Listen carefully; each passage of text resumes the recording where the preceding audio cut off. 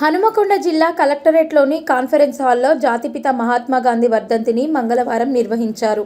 ఈ సందర్భంగా మహాత్మా గాంధీ చిత్రపటానికి హనుమకొండ జిల్లా కలెక్టర్ సిక్తా పట్నాయక్ పూలమాల వేసి నివాళులర్పించారు.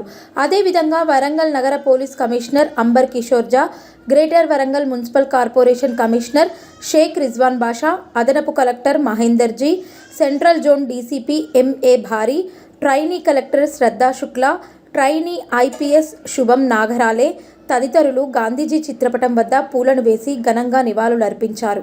ఈ సందర్భంగా మహాత్మా గాంధీకి నివాళులర్పిస్తూ 2 నిమిషాల పాటు అధికారులు, ఉద్యోగులు మౌనం పాటించారు.